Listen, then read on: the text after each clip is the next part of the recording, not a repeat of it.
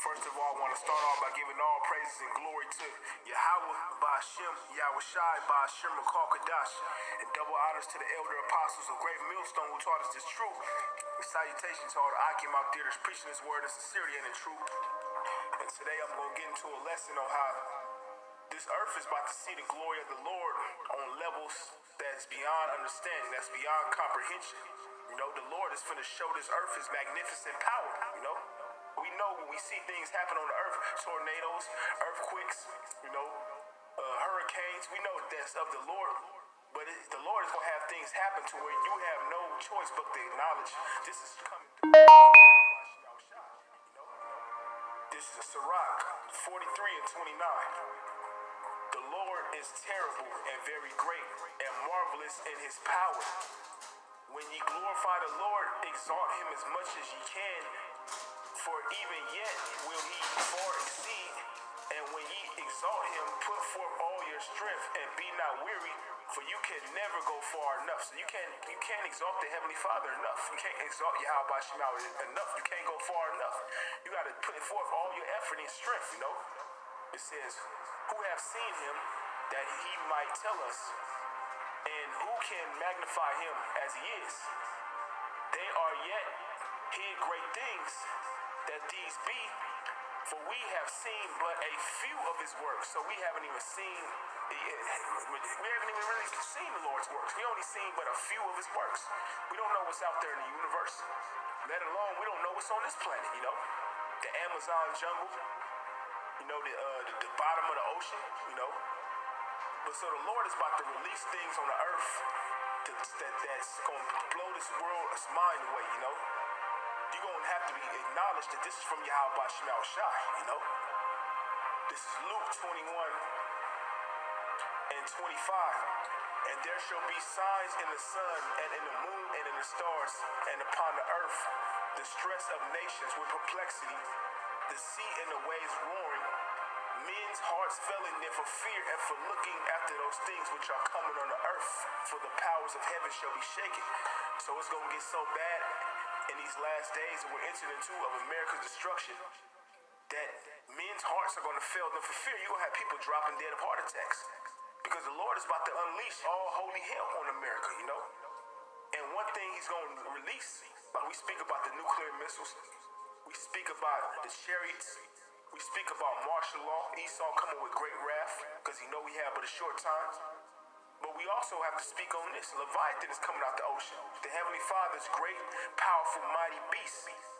His mighty creature is going to be released on America, you know, and on Esau. Esau is going to have to face Leviathan, who the world calls Godzilla, the Loch Ness Monster, the fire-breathing dragon. You look at that as science fiction or fairy tale. No, that's actually real. And Esau has the records. He knows this creature exists. And he can't catch this creature, you know? Because this creature is beyond his understanding. And when this Lord releases Leviathan, it's going to blow the whole world's mind away to see this great, powerful beast destroy, bring death and destruction, you know? This is Psalms 104 and 24. O Lord, how mindful of thy works, and wisdom hast thou made them all. The earth is full of thy riches. So is this great and wide sea, wherein are things creeping innumerable, both small and great beasts. So you got things creeping innumerable, both small and great beasts. You got crabs in the ocean, fishes, you know, catfish, whales, you know, the dolphins, seals. You got all types of beasts that swim inside the ocean that the Heavenly Father created. But you have one beast that's ruler over them all. There go the ships. There is that Leviathan whom thou hast made to play therein. So Leviathan actually plays with ships. And he's going to play with Esau's ships. His battle cruisers, you know. Leviathan is going to have a ball fucking Esau's shit up, you know. Psalms 104 and 24. These upon the Lord that they may give them their meat in due season. So these was talking about Leviathan. They're waiting on the Lord to the Heavenly Father gives them their meat in due season. So the Lord is going to release Leviathan on the wicked. Because that's, matter of fact, I'm going to get this. This is Sirach 39 and 28. There be spirits that are created for vengeance, which in their fury lay on sword strokes. In the time of destruction, they pour out their force and appease the wrath of him that made them. So the Heavenly Father has spirits created for vengeance. So Leviathan is actually a beast created for the Lord's vengeance, to bring judgment to the so-called white man. It says fire and hail and famine and death. All these are created for vengeance. Teeth of wild beasts. Teeth of wild beasts. Leviathan is an actual beast that lives in the ocean with very sharp teeth, which we're going to get into the detail of Leviathan. It says teeth of wild beasts and scorpions and serpents, and the sword punishing the wicked to destruction. So the Heavenly Father is going to put the spirit on Leviathan and come out the ocean to bring destruction to the wicked, you know? And whether you believe it or not, you don't have to believe, but when it's actually in your face and you face with it, it's a reality. Hell, you might just drop dead like we read. Men's hearts fell in for fear and for looking after those things that shall be coming on the earth, for the powers of heaven shall be shaken. So a lot of you people, when you see Leviathan, you're going to drop dead just off the sight of seeing Leviathan, you know? This is Wisdom of Solomon 11. Wisdom of Solomon 11 and 17. For thy almighty hand that have made the world of matter without frame, it says, wanted not means to send among them a multitude of bears or fierce lions or unknown wild beasts full of rage, newly created, breathing out either a fiery vapor or filthy scents of scattered smoke. So it says newly created. The Heavenly Father has newly created creatures that he's going to release, breathing either a fiery vapor, breathing out fire, because Leviathan can actually breathe fire out of his mouth, or filthy scents of smoke, or shooting horrible sparkles out of their eyes. So what type of beast? I've never seen no beast like that. You know what that's going to do to you people when you actually see that? Whereof not only the horn might dispatch them at once, but also the terrible sight utterly destroyed them. So the terrible sight of Leviathan is going to utterly destroy you. That's how terrible this beast is to look upon, you know? And you Esau, you're going to be faced with fighting Leviathan, you know, coming against Leviathan.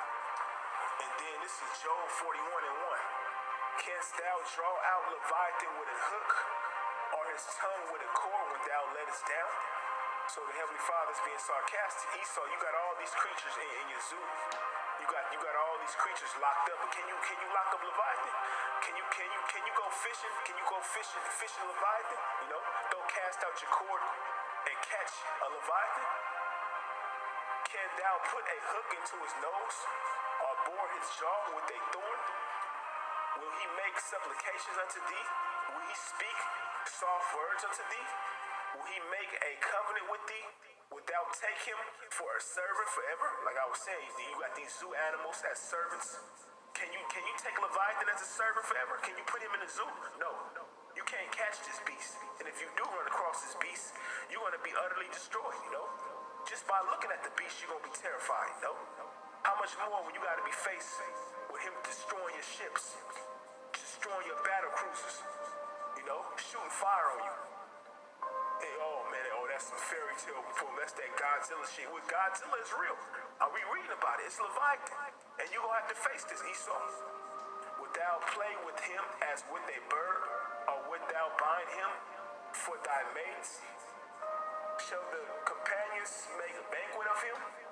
Shall they part him among the merchants? Canst thou fill his skin with barbed irons, or his head with the fish spears? Lay thy hand upon him, remember the battle, do no more. Behold, the hope of him is in vain. Shall not one be cast down, even at the sight of him? Like we were saying. Matter of fact, I'm going to read that back in Wisdom of Solomon, chapter 11, verse 19. Wherefore not only the harm might dispatch them at once, but also the terrible sight utterly destroyed him.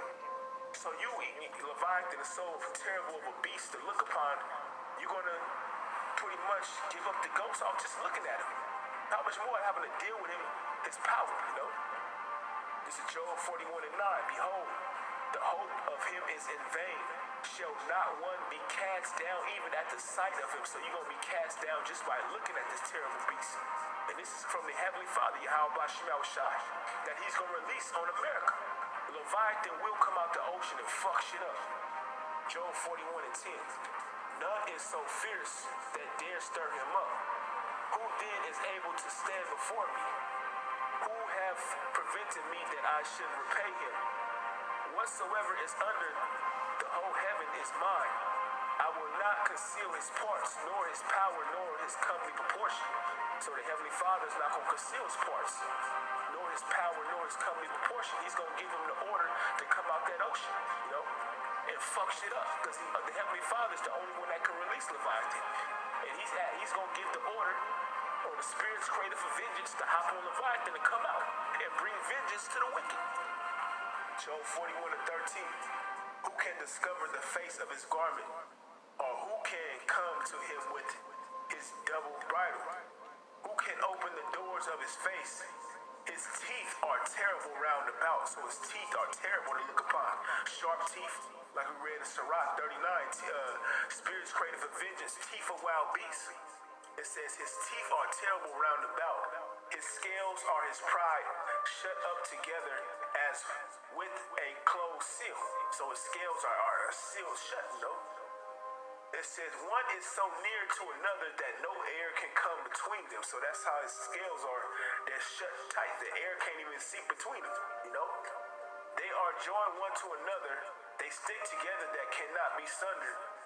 By his sneezings, a light doth shine, and his eyes are like the eyelids of the morning. So his eyes actually glow. He actually has glowing eyes. What type of creature? We never seen this, besides the movies. What type of creature is this? And this is what you're gonna have to face, Esau. It says, out of his mouth go burning lamps, and sparks leap out. So he actually can breathe fire. It's like you see that Godzilla, he blows that fire out. Well, Leviathan breathe. They got that concept from the scriptures. Leviathan actually breathes fire. Out of his nostrils goes smoke as out of a seething pot or cauldron. His breath kindle with coals, and a flame goeth out of his mouth. So he blows fire, In his neck remain of strength, and sorrow is turned into joy before him. So destroying Esau's ships, seeing his tanks get blown up to pieces, that's going to bring actual joy to Leviathan. The flakes of his flesh are joined together. They are firm in themselves. They cannot be moved. His heart is firm as a stone, yea, as hard as a piece of nether millstone. So his heart is as firm as a stone.